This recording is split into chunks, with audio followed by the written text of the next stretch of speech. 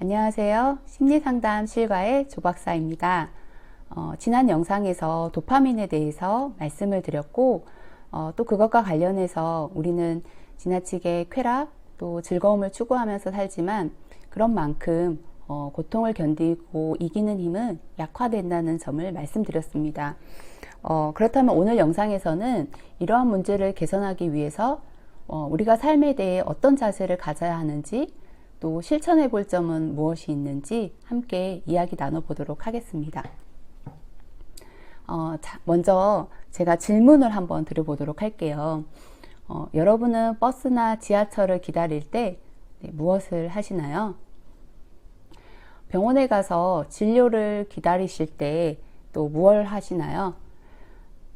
줄을 서서 우리가 기다려야 하는 그런 순간에 우리는 주로 뭘 하고 있을까요? 친구들과 약속 시간에 내가 만약 먼저 도착했어요. 우리는 친구를 기다리는 동안 그 순간 또 뭘 하고 있죠?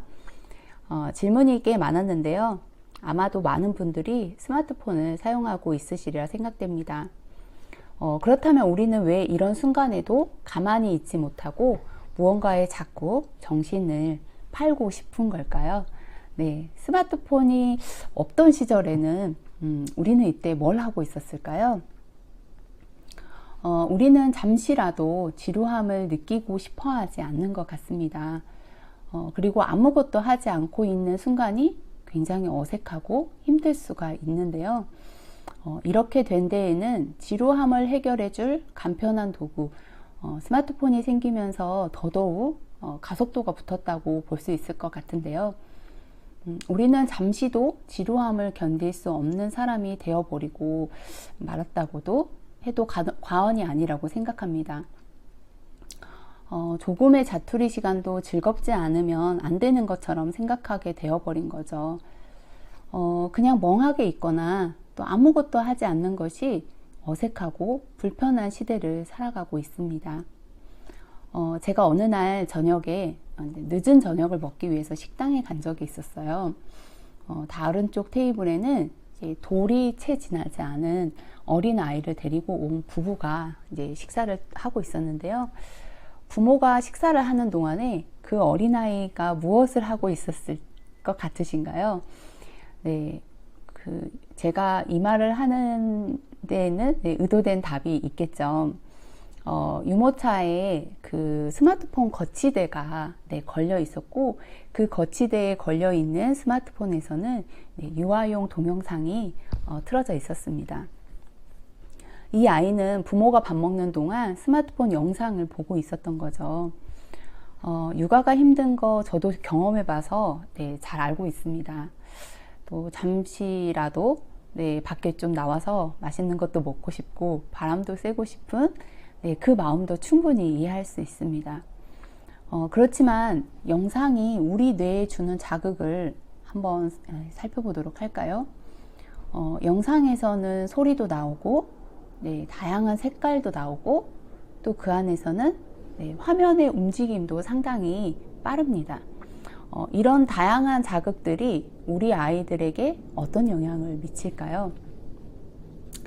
자, 이렇게 다양한 자극들, 또 빠른 자극들, 굉장히 큰 자극들에 많이 노출된 우리 아이들이 과연 움직임이 적은 자연, 또 사람들의 표정, 또 어떤 역동적인 움직임이 없는, 때로는 우리가 좀 멈춰 있는 것 같이 느껴지는 그런 상황들이 있잖아요.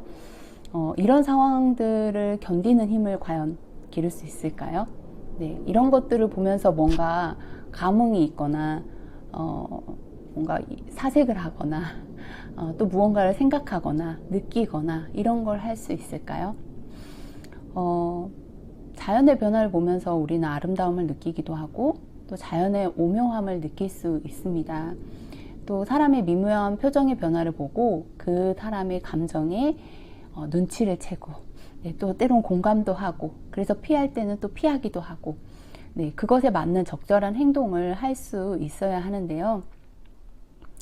아마도 이렇게 너무 어린 시기부터 이런 자극적인 매체에 노출이 된 아이들에게는 이러한 것들이 상당히 자연스럽지 걷지 못하고 방금까지 제가 말씀드렸던 것들이 그런 자연의 변화를 보면서 아름다움을 느끼거나 이런 것들이 상당히 어려울 수 있다는 점을 말씀드릴 수 있습니다. 저의 영상은 주로 저의 일정한 톤의 목소리, 기껏해야 자막으로 이루어져 있는데요. 화려하게 편집된 영상들이 유튜브에는 정말 많이 널려 있습니다. 이런 밋밋한 저의 영상이 잘 들리지 않거나 지루하게 느껴지신다면 물론 저의 전달력에도 문제가 있을 수 있죠, 충분히. 그러나 이런 종류의 영상이 너무 재미없고 화면의 변화가 현란한 그런 영상이 더 선호되어지신다면 아마도 여러분의 뇌도 강한 자극에 더 많이 노출되어서 높은 수준의 쾌락을 요구하고 있을지 모릅니다. 우리가 늘 만족하고 높은 수준의 쾌락을 즐기며 살 수만 있다면 정말 좋겠죠. 이렇게 될 경우 안타깝게도 이전 영상에서 말씀드린 것처럼 우리는 고통을 견디는 힘이 매우 약해질 수밖에 없습니다. 많은 사람들이 일명 멘탈이라고 하는 그 멘탈이 강해지기가 어렵다는 것을 의미합니다. 안타깝게도 우리의 삶은 매 순간 즐거움과 만족감을 느낄 수만은 없습니다. 하루에도 몇 번씩 즐겁기도 했다가 힘들고 어려움을 만나기 일쑤죠. 아마도 오늘 하루에도 다양한 여러 가지 감정들과 만나면서 사셨을 거라고 생각합니다. 아마도 많은 사람들에게는 즐거움보다는 고통이 더 많은 하루가 되셨을지도 모르겠어요. 그렇기 때문에 우리는 때때로 나에게 주어지는 강한 자극들에서 벗어난 행동을 취해야 하는 것입니다. 그러한 행동 중 하나가 바로 습관적으로 스마트폰을 사용하기보다는 지루함을 있는 그대로 느껴보는 것이죠. 버스나 지하철을 기다릴 때, 이럴 때 스마트폰보다는 그냥 사람들을 한번 관찰해 보세요. 혹은 지나가는 자동차를 한번 보세요. 때로는 자연의 바람, 햇살의 그 뜨거움도 한번 느껴보세요. 병원에서 진료를 대기하고 있을 때다. 다른 사람들을 한번 살펴보시고 또 의료진들은 어떻게 일하고 있는지 또 병원의 인테리어를 차라리 감상하시기를 바랍니다. 만약 그것도 싫다면 그냥 눈을 감거나 한 곳을 응시하면서 멍을 때리는 것도 좋습니다. 지루함을 느끼면 안 되는 감정으로 절대 치부하지 마시기를 바랍니다. 여러분 모두 성공하고 싶으시죠? 성공적인 삶을 살아내고 싶으실 것입니다. 그렇다면 그 과정에 과연 기쁨과 즐거움만 있을까요? 고난과 고통, 좌절, 또 지루하고 진보함을 참고 견뎌야 하는 순간들이 많이 있을 것입니다. 그때를 대비하시려면 우리의 일상의 지루함을 마주할 수 있는 용기가 필요합니다.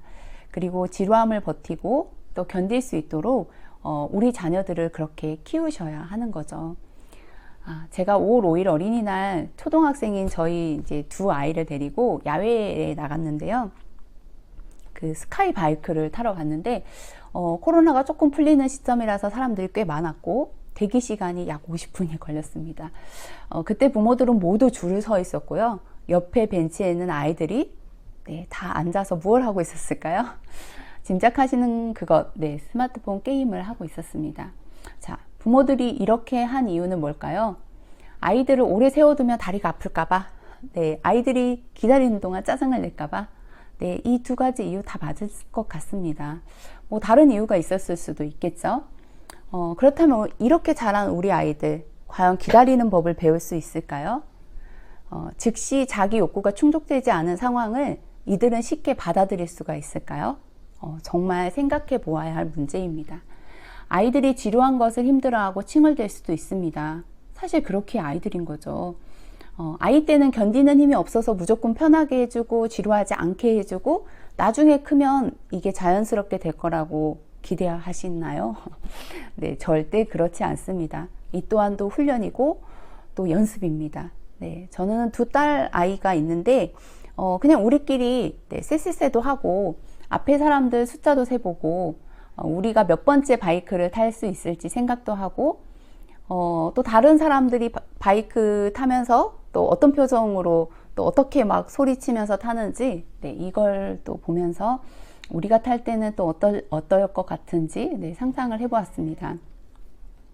지루함과 기다림을 나름대로 버티고 견디는 법을 가르쳐야 합니다.